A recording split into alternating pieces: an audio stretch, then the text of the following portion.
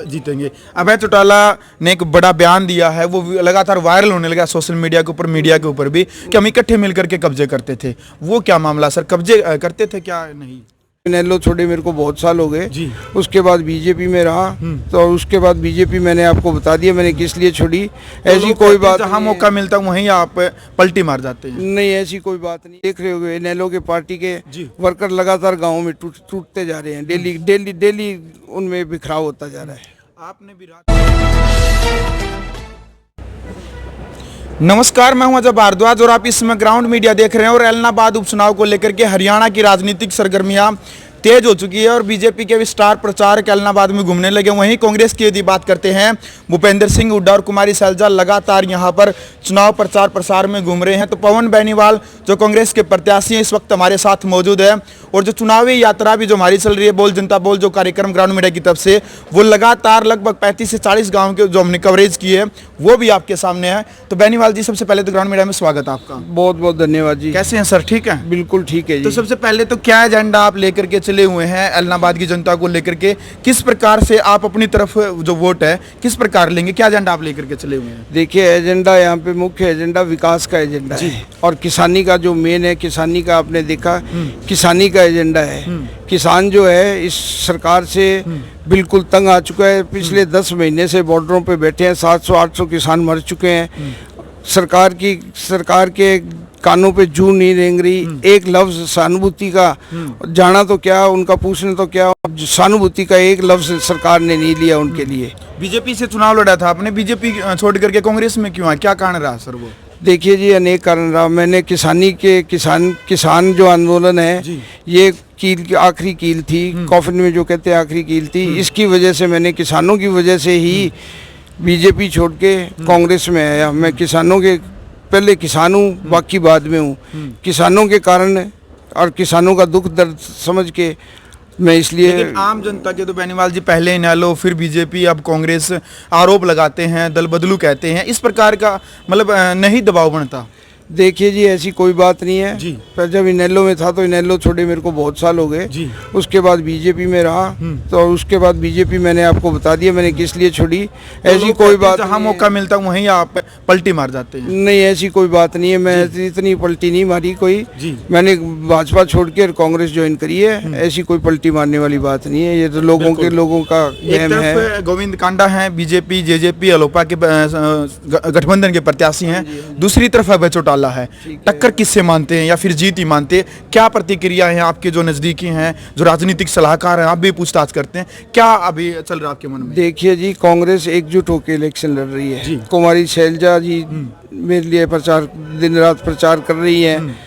भूपेंद्र सिंह हुड्डा 3 बार आ चुके हैं। भूपेंद्र सिंह हुड्डा, किरण चौधरी आ चुकी है, कैप्टन अजय यादव आ चुके हैं। कांग्रेस बिल्कुल एक है और एक होके लड़ रही है। अभी 25 या 26 तारीख को दीपेंद्र हुड्डा जी भी आ रहे हैं। तो ऐसी कोई बात नहीं है। कांग्रेस एकजुट होके और ये इलेक्शन लड़ रही है और इलेक्शन हम अवश्य जीतेंगे। अभय चौटाला ने एक बड़ा बयान दिया है, वो लगातार वायरल होने लगा सोशल मीडिया के ऊपर, मीडिया के ऊपर भी, कि हम इकट्ठे मिलकर के कब्जे करते थे। वो क्या मामला सर, कब्जे करते थे क्या नहीं? देखिए जी, अभय सिंह चौटाला ने कहा हम इकट्ठे कब्जे करते थे, तो वो तो उनको उनसे पूछना चाहिए वो कहाँ उन्होंने कब्जे किए।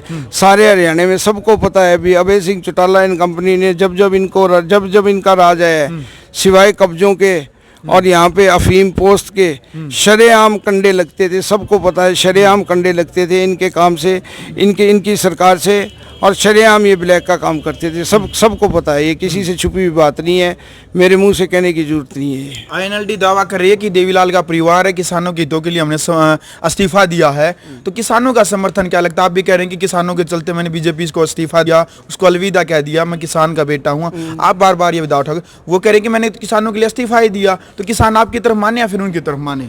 किसानों के लिए इस्तीफा मैंने दिया जी। मैं सरकार में था जी, सरकार में रह के मैंने सरकारी ठाट बाट छोड़ के और किसानों के लिए इस्तीफा दिया। असली इस्तीफा उन्होंने तो इस्तीफा दिया था जरूर, लेकिन उंगली काट के शहीद होने वाली बात है। उनका मेन मकसद यहाँ पे उन्होंने ऐलनाबाद की जनता को आपने अपनी बपौती समझ रखी है।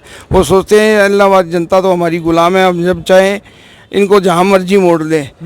और असली वजह उनकी ये थी, उन्होंने इस्तीफा देके सारे हरियाणा में वो सहानुभूति बटोर के अपनी पार्टी को खड़ा करना चाहते हैं। जो उनका मकसद था वो उसमें वो फेल हो गए और लगातार आप देख रहे होंगे इनेलो के पार्टी के वर्कर लगातार गाँव में टूटते जा रहे हैं। डेली उनमें बिखराव होता जा रहा है। आपने भी राज छोड़ा, बहुत सारे लोग कहते हैं कि राज के साथ चलना चाहिए। ऐलनाबाद से यदि आपको विधायक बन जाते हैं तो जनता को क्या देंगे? विपक्ष में बैठना, अपने सरकार के साथ तो नहीं चलेंगे क्योंकि बीजेपी की सरकार, क्या देंगे फिर आप ऐलनाबाद की जनता को? जनता की आवाज़ उठाऊंगा। मेरे हाथ में क्या है, अगर मैं विधानसभा में पहुंचता हूं, 31 विधायक हमारे ऑलरेडी है। हम मजबूत विपक्ष देंगे और एक मजबूत विपक्ष प्रजातंत्र के लिए बहुत जरूरी है। हम एक मजबूत विपक्ष देंगे और जो हमारे एरिए की मूलभूत बातें हैं, जो हमारी कमी है यहाँ पे, जो यहाँ पे काम नहीं है, उनकी आवाज़ उठाऊंगा मैं।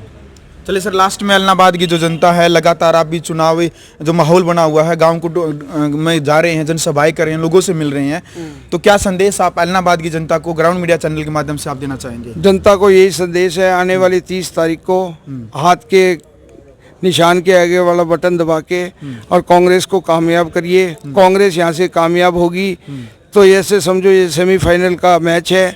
अगला मैच 2024 में इलेक्शन होंगे, उसमें सरेआम खुलेआम हर एक बच्चे की जुबान पे अभी कांग्रेस का राज आएगा और कांग्रेस का राज आएगा तो इस हमारे हरियाणा में तरक्की होगी, अमन चैन होगा और अच्छा राज मिलेगा। बिल्कुल।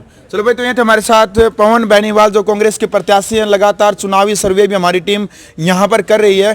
4-5 मुद्दों को लेकर के हमने जो बातचीत रखी है, आपका क्या कहना? कमेंट बॉक्स में आपने अपनी राय रखनी है। ऐलनाबाद चुनाव की वीडियो ज़्यादा से ज़्यादा शेयर करें। ग्राउंड मीडिया के लिए ऐलनाबाद से अपने कैमरा सहयोगी इंचार्ज के साथ मैं जब भारद्वाज।